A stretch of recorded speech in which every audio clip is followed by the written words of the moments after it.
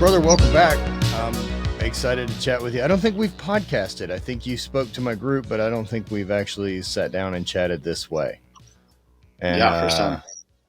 After getting a chance to hang out and spend a week in depth with you, I want to talk a bit about what you're doing now, like with your HRT work and starting to work with clients, and a lot really about like what your experience in the medical profession was that kind of led you to want to go out on your own.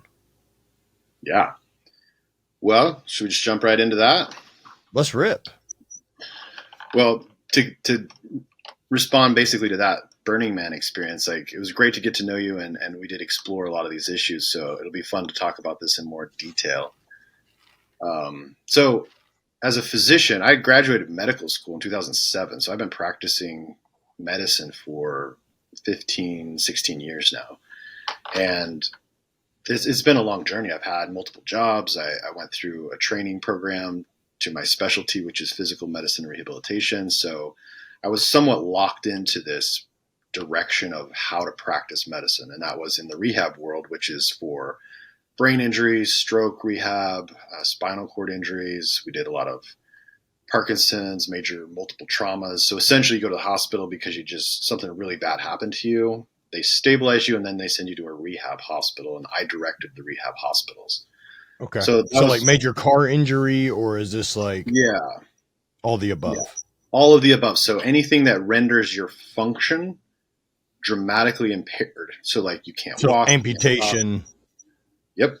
Amputations, spinal cord injuries, paralysis, you're paralyzed from the neck down, the waist down. You had a stroke, which half your body doesn't work, or any iteration of that, multiple sclerosis, Parkinson's disease, any neurologic or musculoskeletal injury that renders you incapable. Like you can't go home, you can't operate on your own. So I would coordinate an entire team of therapists, physical therapists, occupational therapists. We had psychologists, we had, of course, nurses, and we'd do all the therapies to train and teach in the recovery phase the proper ways to just do your basic ADLs or activities of daily living. So that in and of itself was rewarding. Like the work is great. So what became a struggle for me was the system. And this is just pervasive in the medical world. You operate within a medical industrial complex, which is fun to call it.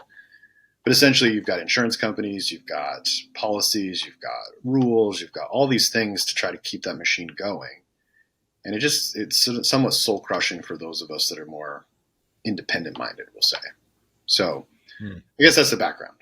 And then over the years, I dabbled a lot heavily in athletics. So right out of residency, I opened a gym, a CrossFit gym actually. And so I'd go and I'd train at the gym in the morning. Like at 5:30 a.m., I'd teach the 5:30 class. Then I'd go to clinic and then I'd come afterward and do some of the evening classes. And I absolutely loved it. So that was back in 2011, 2012, 10 years ago. And I had this contrast where I'd go to the gym and people came to me and they said, what can I do to get better?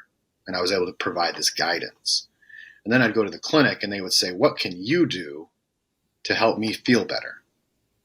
You see this nuanced contrast there between individuals. There's a big one there, right? Right. Willing to do the work themselves and needed guidance versus not willing to do the work and expecting me to do it. And that's sort of that you'll take care of the whole thing. That's what the hospital's here for. Right. Like what's the pill, what's the shot, what's the surgery that you can give me so I can be better? Which in certain circumstances isn't inappropriate.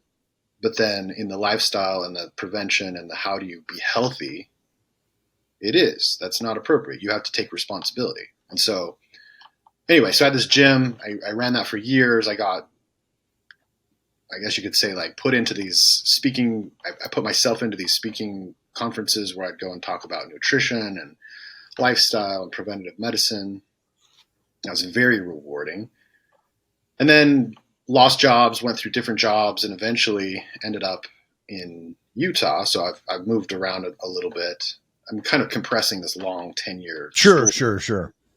But essentially, I've been in jiu-jitsu, I've been in CrossFit, I've been in all these athletics, which I loved. And over the last couple of years, I had a lot of friends that were talking about, because I'm getting older, I'm 45 now.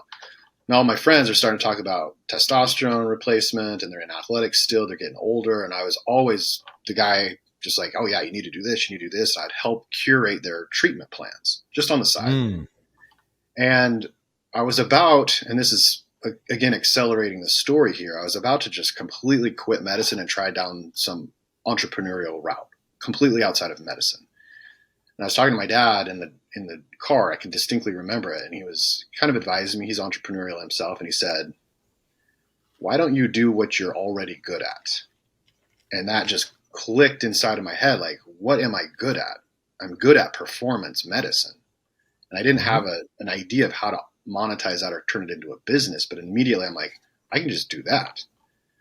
So I was working a job, but I started doing this performance medicine is what I call it. So it's testosterone replacement, it's peptides, it's stem cells. I was doing that on the side in the evenings, essentially.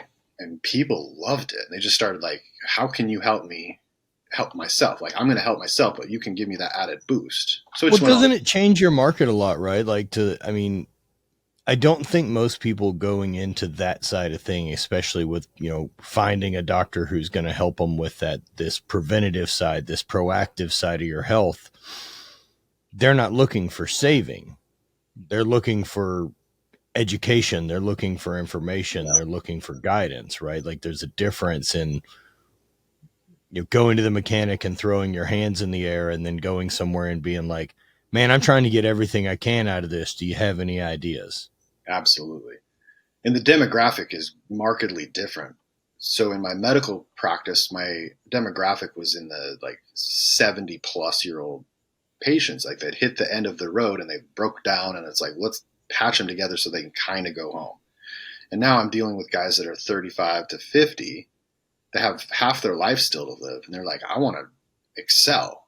And they come to me because they trust that I can help them do that, help them do that. Like that's the beauty of it versus the other. So yeah, so I started this business in the evening, and it just became wildly popular. People are like, they're coming to me now and saying, how can you help me? I've heard about you. I know that you do good work.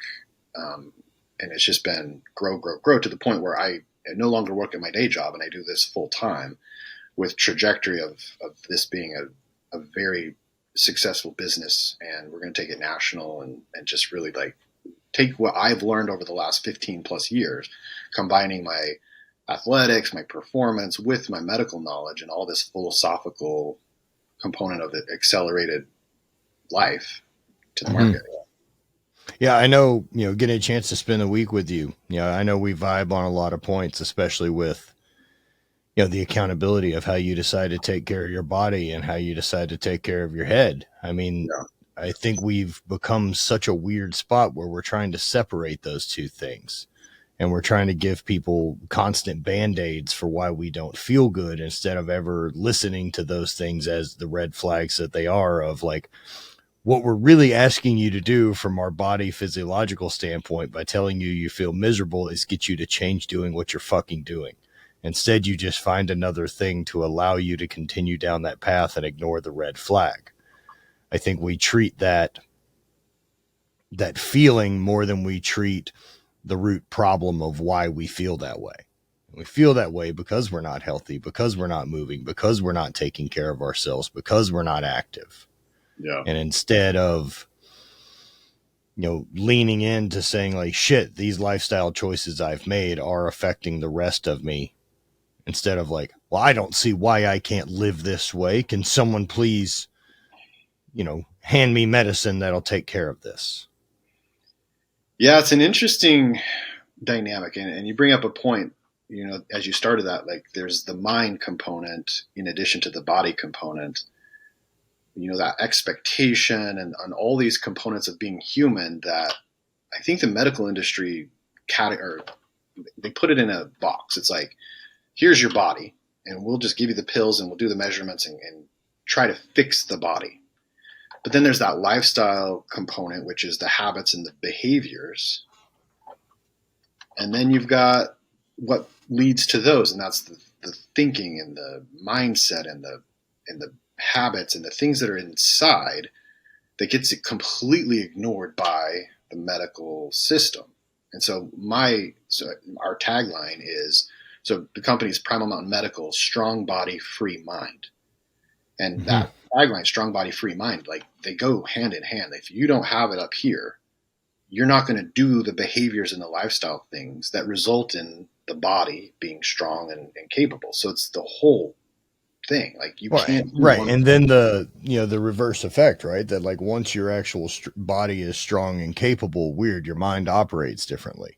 Oh yeah. I think it's fucking crazy that people don't think the quality of the food they eat makes a difference. And look, I think that there's steps in trying to dial stuff in, right? Like, I mean, I think if you're going to take a basic macros approach to diet, that's a big change from doing absolutely nothing and just eating whatever looks yummy.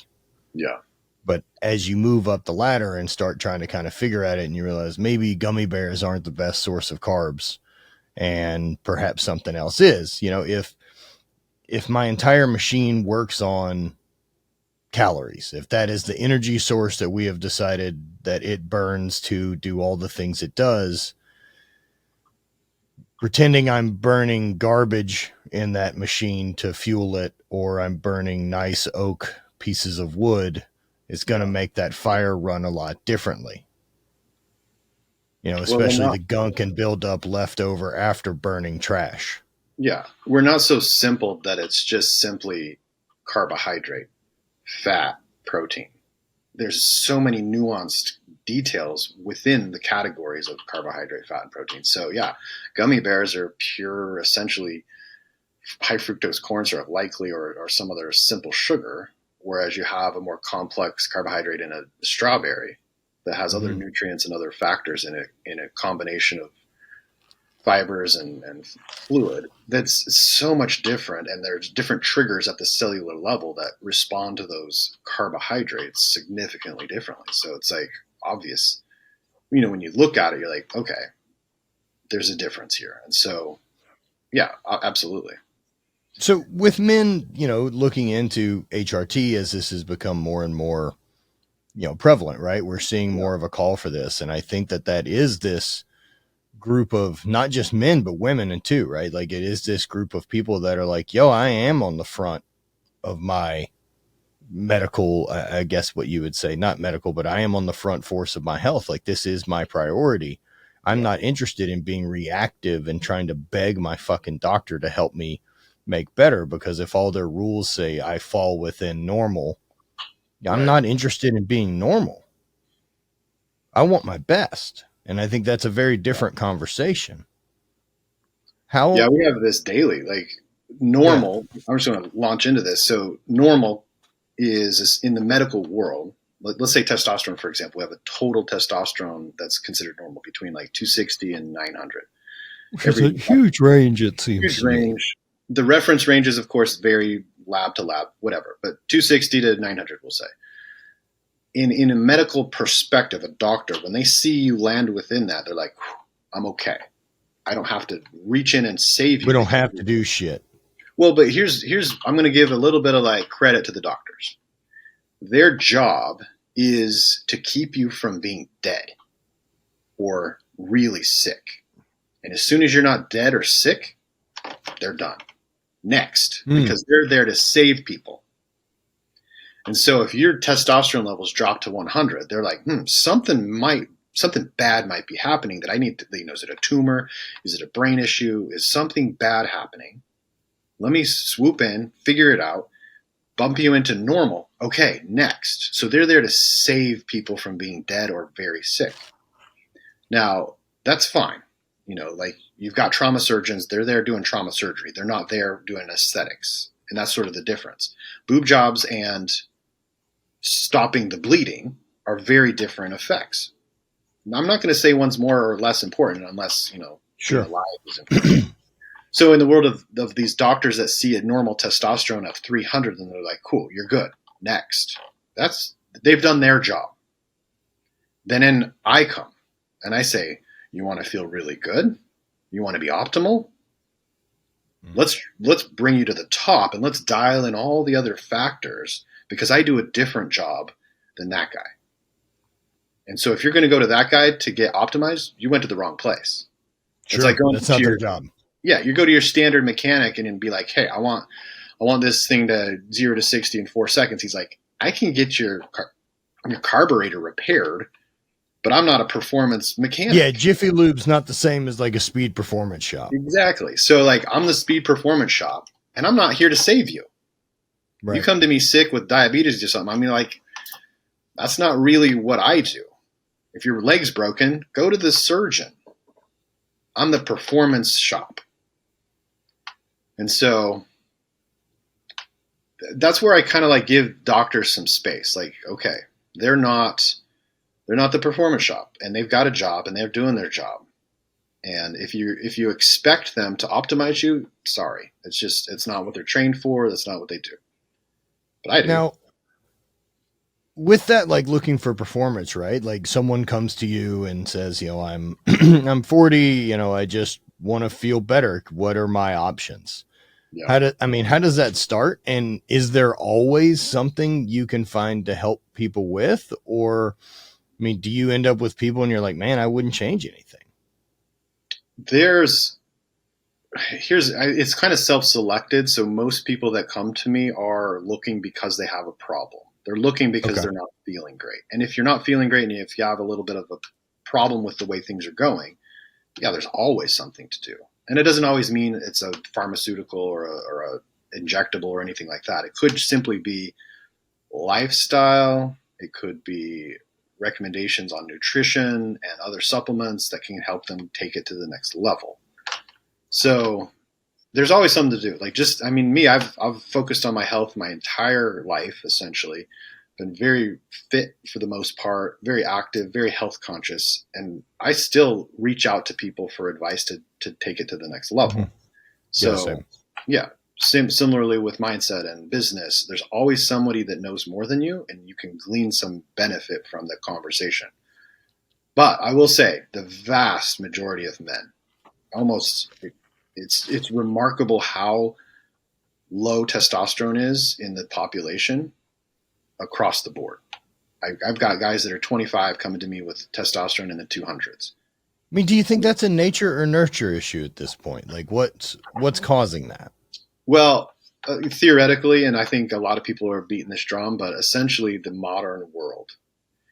And I love this conversation. I'm going to get into some weeds here, but there's the obvious things like your diet's poor, you're a little bit overweight, you're exposed to EDCs or endocrine disrupting chemicals, plastics, etc. I think that's wildly impactful, a lot of those factors. Now, I do have one theory, and this is somewhat philosophical, theoretical, is that we're not triggered, we're not stimulated in the world in such a way that calls for the reaction physiologically to elevate testosterone. If we were potentially facing battle, potentially facing like I have to go out and hunt down predators or within the environment where there are predators, I've got to be on. And my body's going to respond in kind to be like, you better be high octane, essentially, because of the stimulus of your environment. We're not chasing women the way we used to as men. You used to have to go out in public, maybe go to the local bar or the local like dance club or whatever, and actually stand next to other men and try to garner the attention of your female counterparts, which meant you had to be in the dominance hierarchy more something, whether it's more threatening, more aggressive, more handsome, more physically foreboding, whatever that is, that called for a higher testosterone. Something a separator, right? Like, yeah. And that's all gone because it's all behind a screen and you can like put forth some other, I don't know. So I think that lifestyle, if we were to live out in the plains with spears and had real conflict, we'd probably be fine. So, historically, right? Like, what are we seeing, or do we have the historical data to see like what testosterone levels were average 100 years ago versus now, or 50 years ago, or 25 years ago? Yeah, and this has been put out in different venues, advertisements and things. You'll hear this. But essentially, the statistics are that men, let's say if I'm 30 years old, if you looked at my dad's or my grandpa's testosterone levels from when they were 30 years old, Mm-hmm. their testosterone would be almost double what mine Okay. is. So that So historical, relatively a short evolutionary window, yeah, we've kind of shut down. I mean, what hell would you call it? Like adult testosterone production? yeah, I would say it's absolutely that. And it's all the reasons, because it's such the system is so fine. There's the pituitary gland that secretes luteinizing hormone that signals the testes to produce testosterone, and it has a very sensitive, chemical detecting system. So like if anything disrupts that, if there aren't any signals, you're just not going to produce more. Right. And so yeah, there's so many factors. Yeah. Um, and that kind of environmental shift, right? Like of what we've seen based on lifestyle changes, food changes, dietary changes, everything else in the last. Are there other places on Earth not operating as, let's say, sophisticated or in progress of technology that don't have the issues? Oh yeah, and there are a few isolated areas, and this is actually a great question. I don't have a clear answer for it this time, but it'd be interesting to go into some of these hunter-gatherer societies and test their blood work and see like Sure. what are their testosterone levels. Now, I want to say this real quick because this gets nuanced. Your testosterone level alone isn't the one metric that determines your capacity for health and vitality and vigor. No, not even close. Right, and so you may have like if you come into me and you've got a testosterone level of 200, which I see all the time, and I boost that up to 1,000, which I will. After about 2 months, we'll say, your body still hasn't adapted to that 1,000 level of testosterone because all your receptors and cellular pathways and enzymes and things were set up for a 200 level operating system, and so it takes time. So it's not like, does it need to produce more receptors, or is it clearing them out more of the thought? Or It's a whole restructuring, and I use this analogy with diet, for example. So this is probably a little easier to like articulate, but if you are on a normal, let's say a standard American diet, and you're eating a lot of carbohydrates and you're eating regularly throughout the day, your body, let's say it's a factory that produces a product. The factory says, okay, you're bringing in sugar and carbohydrates. Well, let's make all the machinery that processes sugar for energy and function. And then all of a sudden you switch to keto diet. You take away all the carbohydrate, and now you're just providing fats and some proteins for energy fuel. We have this entire factory that's been built, and this is a cellular factory that's been built to manage carbohydrate. And all of a sudden you don't have any carbohydrate. The body's like, fuck, I gotta deal with fats and proteins now. So we gotta deconstruct all of this machinery, and we've got to rebuild our factory to now process fats for energy. And it's not immediate. It's not a quick switch. You don't just have a factory next door that was dormant, because the body will prioritize and get rid of things you're not using and build up what you are. So it takes months to get into ketosis effectively.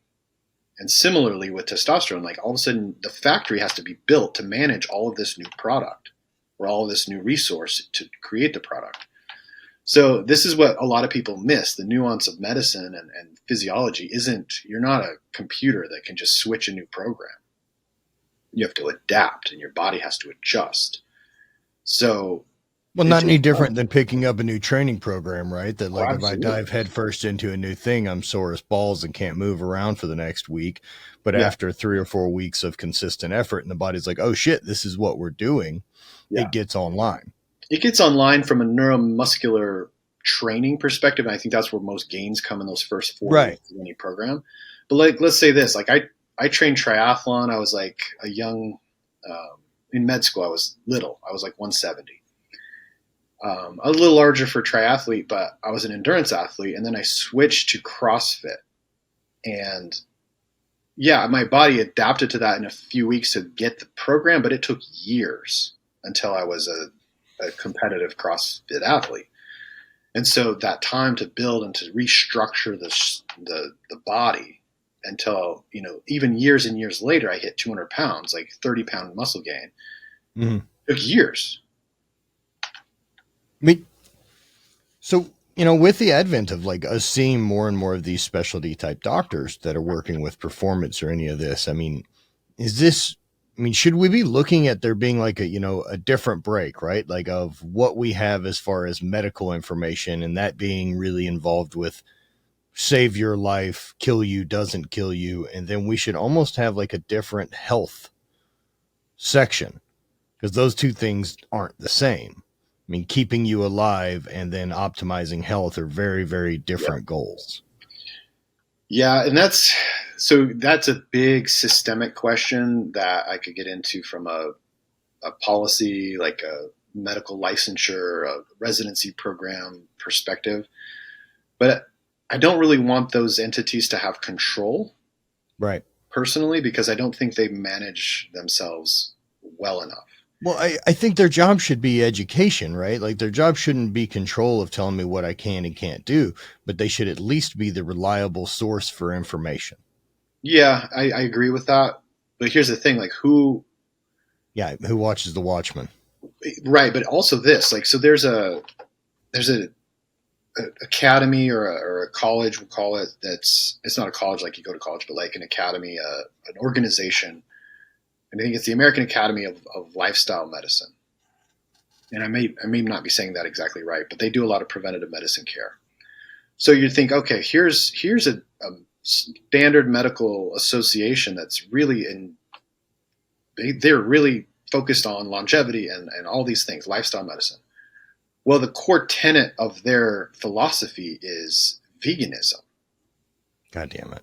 So you know, all of a sudden the medical establishment, performance medicine is veganism. Which we don't have any. Look, man, I want people to eat whatever the fuck you want to eat. Exactly. I don't honestly give a shit Sure. what anyone chooses to eat. I think if you want to eat vegan out of a moral concern for animals' well-being and things like that, I have every right to do so, and I'm glad that there's tasty options for you out there. But pretending that it is quote unquote healthier. Yeah. And yeah, do I think that that's probably a healthier option than what I think the standard American eats? Fuck yeah, I do. Sure it is. But so's giving a shit at all about any of your food. Instead of just shoving the next thing closest to you into that fucking maw in the middle of your face and thinking that that's the best option. Yeah. So I think the point with that is that you've got an organization or an entity that now is going to direct all of their perspectives in one direction, where it's like saying, okay, you want to be fit and healthy, you need to exercise. Okay, you're going to start marathon running. But you've got power lifters. So you need a variety. Right. And I think, depending on goals, right? Like that's the way it works. So you left, I know that we talked a bit about it, right? But one of the reasons you left, let's just say the mainstream medical field, was due to the lack of preventative anything that they wanted to be involved with. Yeah. You being blatantly told like, hey, stop trying to fucking change these other parts because that's not what we're here to do and sell. Right. I've had a number of conflicts over the course of my career where, like, my first job, my contract was ended, and the reason they gave me was philosophical differences. And as I look back on that, philosophical differences, my job was to feed the neurosurgeon, like refer to him because he produced the most money for the hospital and the group. And I'm over there saying, eat healthy, go to the gym. We don't need you to go to surgery. We can heal you with these other reasons. And I heard the complaints in the background. They're like, I haven't received a referral from him in 3 months. And I also wouldn't prescribe opiate medications because this is back in the early 2000s where that was running rampant. And so that's one. Oh, we've really we lassoed that thing down right now. Yeah, tight since then. It's doing pretty well. But then there was another job which I was part of I was behind the curtain, we'll say. I would go in with the medical director of the insurance companies and the what do you call it, the CEO of the hospital, the big wigs of the hospital, and I was trying to beat the drum of preventative medicine and like practical preventative medicine, like let's get people in gyms, let's do all this stuff. And they're just like, I heard the conversations where preventative efforts cost money in the lack of disease, which fueled the hospital system in itself. So like if you take away diabetes, they lose entire revenue streams. And Yeah. when I heard that and I saw that, and out of the doctor's mouth saying that they didn't want to reduce these diseases the way that I was proposing, I'm like, I lost all faith in the system. Like it's I don't know what the word is. It's like criminal in some way. Well, years ago, I guess, thinking about it, right? Like between, let's say, a vaccine, a cure, and a treatment. Yeah. Cure makes the least amount of money because it's only going to go to people who have the problem and they get it once. Yeah. Vaccine goes to everyone, but they only get it once. Treatment makes the most amount of money. So, of course, that's where the energy is going to go. If the big push that we have, especially in Western culture, is maximize profits and makes lots of money, then that's the route that we'll follow. And especially if the people that we're helping haven't shown any interest in altering the way their lifestyle is, and what they would like to continue doing is living how they are and feeling better. Yeah. Those aren't the same conversations. Yeah, I think that, like, if we just look at COVID, for example, I know this can be controversial for a lot of people, but one of the main determinants of health, meaning like if you're going to die or if you're going to be more like really hospitalized with a lot of morbidity, was being overweight. And the other one would be vitamin D level. Vitamin D is basically free, and losing weight, there's nothing to be made in the hospital system. So why weren't those two things, which are the biggest contributors to mortality and morbidity, no one said a word about it? Why? Profit. However you think about it, that's just what's true. Yeah, and man, I wish that people didn't think that like exposing some of this information was a gotcha. Like, oh, we got these bastards and they're going to have to change their game now. Like, they're never gonna. You're right. And I think the realization of what I hope for people is being able to look at it and say, they don't give a shit. And if you don't give a shit, they're sure not gonna. Yeah. But there are great people out there that do, that want to help people, that want to help you optimize, that want to see progress and see better. But you have to find them. Like, the system is not set up to benefit those. We as a collective, as a group, as a culture, as whatever it is, have not said that this is what we value over saving money and doing nothing. Yeah. Well, I think in this situation with medicine, there's so many factors and it's such an enormous system. There's so many players and contributors that there are beautiful doctors that really care about you and want you to feel your best and want you to do your best. And they don't have the education or the training because the system was not set up to put them in a position where they can advise you on performance. So they're going to try their best sometimes, and sometimes they just do a terrible job because they're just inadequately trained. It's like going to Jiffy Lube and saying, can you please try to make my car go faster? And they're like, I can try. Well, I mean, so your background with, I mean, your medical license, what was like the actual study? I guess I don't know shit about medical school. Yeah. It was one of those things I didn't have to worry about. Well, so medical school is a shotgun approach. It's like expose you to everything to learn how the body in general works. So learn every system, every bit and piece, all the cellular components and how they all work together, pathology, to be able to recognize when something's going bad. You're either able to, one, address it directly or say, this looks like a urologic issue, I'm going to refer you to urology. And then the urologist with his training is going to be more specialized and be able to dive into that specifically. So we had a very general exposure to all things body related.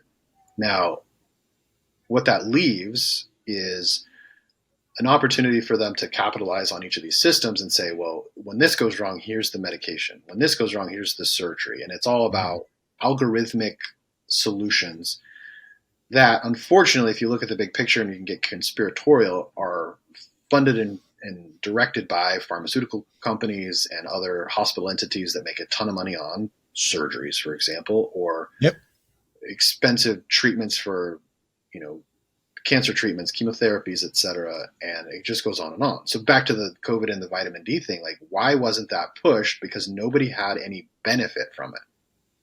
And you Well, got to do look at we? your own life.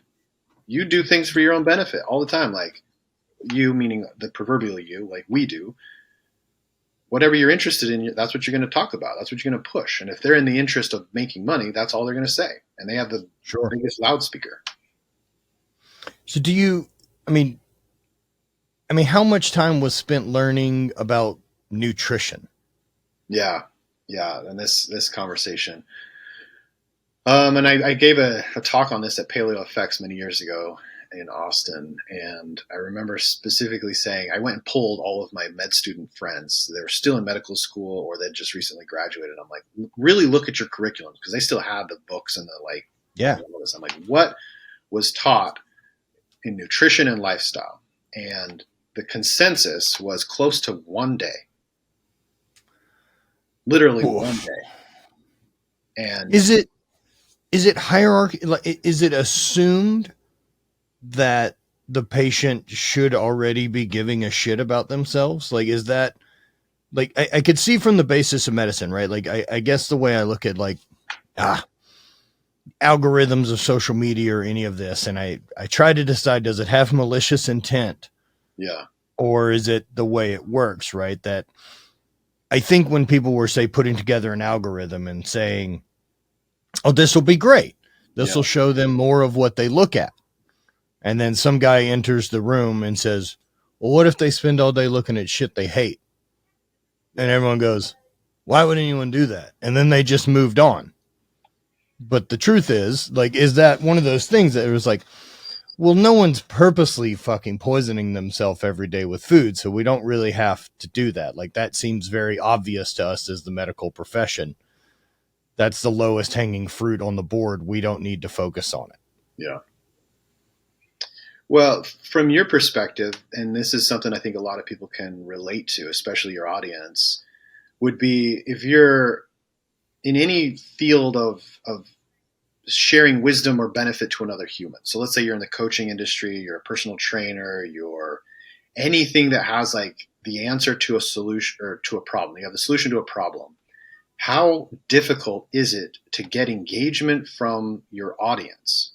Like I've heard statistics that in the world of transformation, like body transformation, people that want to get in shape, that start down a path, it's like 4% actually complete and get the body transformation that they went out for. And in the mindset world or in business coaching, like the vast majority of individuals aren't going to do the work to get the results. And that's just human nature. Yep. And so to design an entire medical system for that 4% that's actually going to do the work to better their body, it makes no sense. They're already going to take care of it anyway. Exactly. So they're really just there to pick up the bodies. And I don't mean like the dead bodies, but like, oh, you've fallen, let me help you up. And then hopefully where you walk is better for you, but likely not. And I'll be here when you fall down again. But there is no government entity, right? Like there is no push from what I remember, at least of my education, or I mean, hell, I have no idea what it looks like today, right? But there isn't anything that's leading to a proactive health approach of like, here's some basic fucking rules of how to maintain this thing. I mean, we had physical education in PE for a period of time, but it seems that that's gone by the wayside and just become a joke fuck off class. Well, okay, let's take that to the next level and say, do you want the government to tell you how to do anything? No, I don't. And I really struggle with that, right? Like at this point, no, because I don't trust my government. Yeah. And I definitely don't trust my government to look for my best interest. Exactly. Do I think they're terribly nefarious and as conspiratorial as far crazy can think it is? Probably not, because I also can't think they're inept and capable of all those things at the same time. Sure. What I do think is they're self-serving. Absolutely. And I do, as long as I understand that the intent they have is maximize profit, then I don't have to question a lot of why anymore. Yeah. Any other backlash is okay in their opinion. Well, and that's how I'm going to operate my business also. And I don't I'm self-serving, as we all Mhm. are on some level. But what I've done personally is I've aligned myself with a mission to accomplish my own self purpose. And this is deep dive into mental and like spiritual, leveling up, self actualization. And that is the best purpose that I've found as an individual is to serve the most people possible and in the best way possible. So for my own self serving, I have to fulfill on my purpose. And my purpose is to elevate the experience of being human. And Mhm. so that's given me the most joy and life force elevation, whatever you want to call it. And so, in contrast with maybe these profit based entities that are trying to serve their boards and their investors, I'm trying to serve my purpose, which has the benefit or the goodwill of those out there that I serve in mind.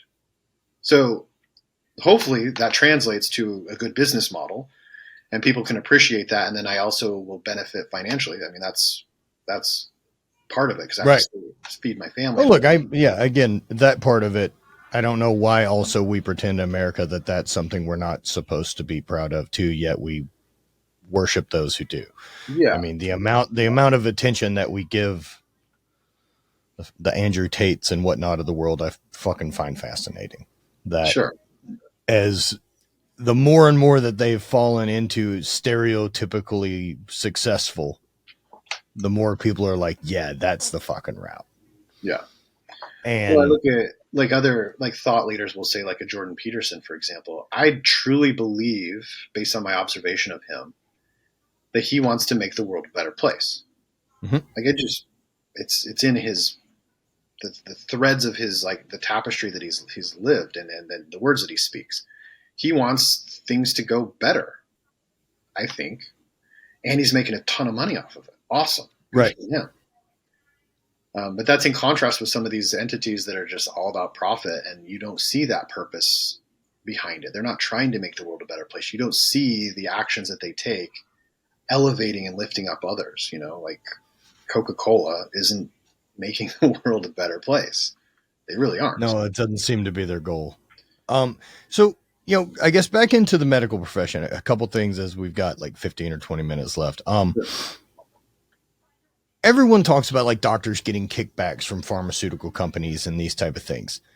Like, what was your experience of seeing how that works? Like, I get it from being an outside sales rep in the oil and gas industry where, I mean, yeah, man, I know that if a company's got a big turnaround that we want to be part of and get the work, and if I've got the inside track to say, like, oh shit, I know Bill wants a four wheeler. I can have a four wheeler delivered to his house. Me spending X amount of money on that isn't shit if I know that I get a $2 million job on the backside of it. Right. Yeah. So my career as a doctor, I got in on the tail end of the pharmaceutical like influence. So as a resident physician, I was taken to fancy dinners and they would, they'd buy us these, $100 plate dinners and then they would have a talk where they would talk up their drug or they would come into our clinic and provide lunch for the whole clinic and then sit down in 5-10 minutes and give their spiel. And that's actually the tail end because before that they were taking doctors on cruises and other lavish gifting to get their message across, which is essentially their pitch. They're like, use our drug. And then you get these relationships. You start to like the guy because he comes in with his, Sure, of course. he smiles, he shakes your hand, he talks about sports, Yeah, whatever. they're salesmen. And then, yeah, and you get this like, oh, well, I like him. So when I have to write a prescription, I have two choices. I like, Joe's personality. So I'm going to Yeah. write his medication. And that was the whole point of all of this, right? So the kickbacks were not direct, but you can see the influence there. Well, over the last 10 plus years, a lot of that's been cut off, meaning most hospital systems won't allow pharmaceutical reps to come into clinics at all. Like there's no samples, there's no doctor visits, nothing. Gifts were limited to, I think it was like $5. Like you could. Is that why they've switched to direct to consumer marketing when you can't even fucking purchase the product? Very likely. So that shift has happened. Okay. Now, kickbacks, there are individuals, and you'll see this all the time in every industry, where let's say you're a government politician guy and you leave the administration, then you immediately have a job with the FDA because, or not, you left the FDA, now you have a job with Pfizer. You know all the same people, you're connected, and now you have this big job. Well, doctors are the same. They'll be like, I'm out of here. This clinical thing is awful. I'm going to go work for pharmaceutical. Pfizer. Yeah. Whoever. So those kickbacks become more direct, but regular doctors, here's the truth. Like, I know hundreds of doctors. They're good people. They want what's best for you. They're not influenced by pharmaceuticals that they think or know. And they just want what's best. And they just don't have the full education that others do. And so truth is the system and it's running the individuals. And the doctors are not the bad guys. Yeah, and look, from my standpoint and with what I believe in, and I know you do too, is like total accountability, and it is being sovereign as a being and making your own decisions. I don't believe the doctors are out to get me. No. Right? I believe there's great doctors. I believe there's shitty doctors, just like any other position. I believe there's great rocket scientists, and I believe there's probably shitty rocket scientists. I don't believe the medical profession, the pharmaceutical industry inherently is good or bad, because these are miracle drugs that do help in the right circumstance. And man, I am fucking glad we got them. However, our misuse of them is us. Yeah. And I mean, with that, like, holistic approach for a lot of stuff is completely out the gate too, right? Like, you can't really even go toward it. At least that's what I remember as far as like Rockefeller getting involved with the FDA back in the day, is he essentially eliminated any holistic approach that didn't go through medication produced out of factories he owned. Yeah.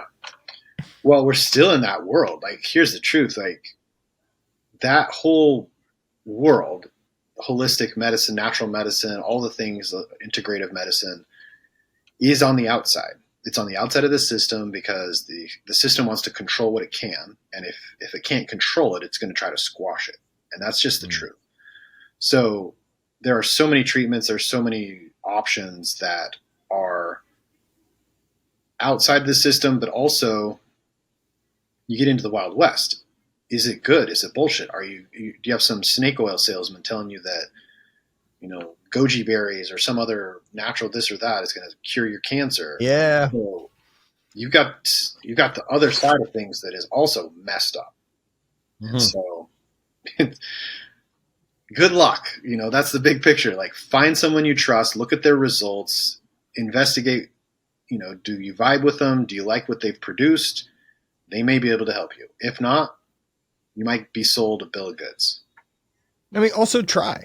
Like, I also think there's something worth experimenting, right? If goji berries you think are going to do the thing, like, maybe give it a go for a month and keep the other variables in your life strict enough that you can actually tell if it had an impact. Yeah. Well, 3 months on most physiologic things. Yeah, sure. Right. Yeah.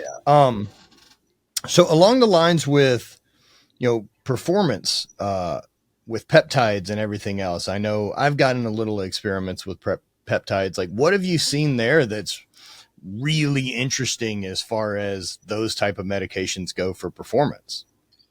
Yeah. So we've got two things to consider with this. And one being there's expectation, and we're in this, I call it the credit card generation. Oh man, I get asked that so much for like, hey man, I'm getting ready to start HRT. Like, hey, what are you taking? As if it has any fucking thing to do with your blood work and like physiology. Like, the comparison of those notes to me seems ridiculously silly. The same as like, what are your macros? Like, oh, we're different humans. They're not the same. Yeah. And then what should I expect to feel? Yeah, and they want it immediate. Like, they think they're fucking immediate. They get their that's how steroids work. And they think they're going to have muscles that like pop up. Like, yeah, it doesn't work that way. So peptides are not necessarily miracle agents that are going to just like rocket fuel you into another level. And I have to like temper a lot of expectations, because just like that, it doesn't work that way. So, but there are some really cool peptides that are relatively powerful.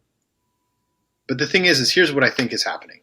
and I'm sure you're familiar with this in circles you've run in, there are very powerful substances in the anabolic steroid world.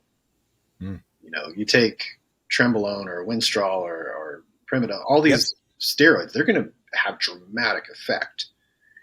And so I think people think that they're going to go a different route. They're like, oh, I'm on TRT. Let's add some peptides. They're going to have similar results to these guys on anabolic steroids. It's like, no, you're not. No, Nothing we're talking micro versus macro dosing. Yeah. Right. So that said, just like to temper some expectations, the peptides are a slower burn. They're very effective for what they're designed for. There are some great ones for weight loss. There are great ones for growth hormone increases. So secretagogues will increase your natural production of growth hormone. We've got some for... Is that like an IGF-1 type? Yeah, so IGF-1LR3 is one that I like. It has a longer half-life than just basic IGF-1, but that's a peptide that you can take for increasing growth hormone. I get incredibly sore from that. IGF-1? Yeah, like injection site sore. Yeah, interesting. Do you do subcutaneous or intramuscular with that? That would have been sub-Q. Yeah, and that's more appropriate. Yeah, that can be a tender. I've tried that myself as well and had some soreness, not terrible, but some. I think like the CJC 1295 epimorone combo is probably my most popular secretagogue for the growth hormone. It's not as powerful as the IGF-1LR3, but it's a more slow burn, like I said. I like semaglutide a lot. A lot of people are talking about that. That's a popular weight loss one. That's the semaglutide? Yeah, semaglutide, I don't know how to say it, but... Man, I'm really, really nervous about that long term for people. Yeah, it's got some interesting directions that people are taking it. So there's you're diabetic, you're going to get worse and worse if you don't do something. And so Ozempic or semaglutide can come in and really help with that, because you're already going down a dangerous path. And then there are people on the other side where they're in the anti-aging and performance world where they're taking semaglutide for its anti-aging and some of the beneficial aspects of it. So I would say at a lower dose, semaglutide can be very beneficial. Whereas if you have a predisposition for gastroparesis or other neuropathies that can cause problems, that may make them worse. You hear about gastric paralysis. Well, those people that are getting that are predisposed to it anyway because they have neuropathy of the gut anyway. And this may make it a little bit worse. So it gets super nuanced. We'd have to have a whole podcast on that alone. But I think like everything, there's dose dependence and there's application in an individual that it can be good and it can also be bad. Okay. The other stuff, I guess, like, as someone I've run kind of like a microdose of Cialis now for the last couple of years, like a 5 or 10 milligram of that. And I know that there's some peptide options for ED, and I don't know if there's any other effects that come with them that kind of, like what we talked about with melanotan or any of these other, Yeah, so I like Cialis as a performance drug. We'll say it's got a lot of benefit for blood flow. It's a vasodilator. It activates the nitric oxide systems. And so that low dose, like you mentioned, like a 5 milligram a day is awesome for many reasons. The ED where something like a Viagra does not, would it be different? Yeah. So Viagra has a shorter active, you have to take it like an hour before sex because it only lasts a very short period of time. It has very similar benefit, but Cialis has that 24-hour effect. So you're getting the benefit for 24 hours versus just that burst. So for blood flow reasons, Cialis is great.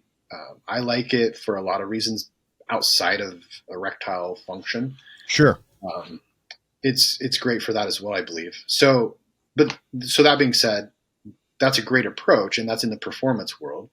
And then you get into some of the peptides for that. So PT141, which is a derivative of the melanotan 1 and 2. There's two different versions.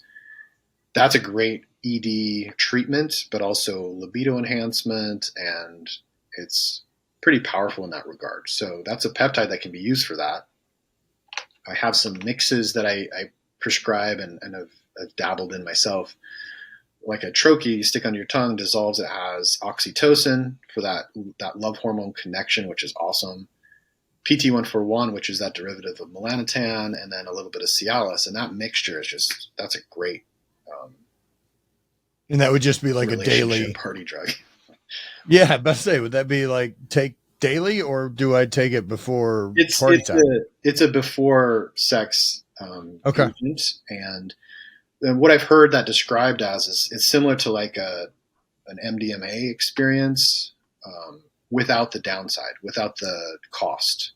Shucks. You still get that connection, that experience of connection and all of that, but then it's basically, oh man, fascinating. You don't get the drop. So that's the wonderful world of these peptides is if you can find the right one and apply it at the right time for the right purpose, they can be very powerful. So again, that comes down to having somebody that can guide you, because you can get this stuff off the internet and mess yourself up, or you can find somebody that's skilled and get direction. Look, man, it's Monday. I know you got a busy day and we're wrapping up on an hour. Where can people who are interested in performance enhancement and finding someone who can help get in touch with you? So Primal Mountain Medical, that's my company. primalmountainmedical.com is a website that just kind of directs you to our treatment plan, but also you've got Instagram that directly connects to me, Dr. Jacob Egbert. And of course, I've got a Instagram for Primal Mountain Medical. It's primal.mountain.medical. And the one thing is I'm licensed in Utah. I haven't expanded across the country yet for actual treatment, but I can have conversations and consultations with anybody that's interested in having a conversation with somebody who's performance minded. And that would be what I do. Great, man. Jacob, I can't say enough, man. I would love to podcast more often, especially with, things along this nature. Things I'm always interested in is the performance enhancement side of life, and having someone much smarter in that area than me is always good to have around. Yeah, let's do it again. Brother, I appreciate it. Anything else you want to share? Holler at people? No, I think really like the message is it's in your hands, and you based on this conversation, you realize that the system's not there to guide you and direct you. You're going to have to do your own work and just keep reading, learning, listening to smart people, and you'll find the way. I love it. Dr. Jacob, thank you, man. And for everybody listening, check it out. And man, if nothing else, if you're over 30, go get some blood work done and have someone smart look at what you've got going on, just so that you can be proactive instead of thinking someone else gives a shit about it. They don't. Like, you're going to have to be that advocate for your own blood work and lifestyle and keeping things where you want to keep them. Absolutely. Brother, thank you again. Thank you guys for listening. Let me go ahead and hit stop. All right. Awesome.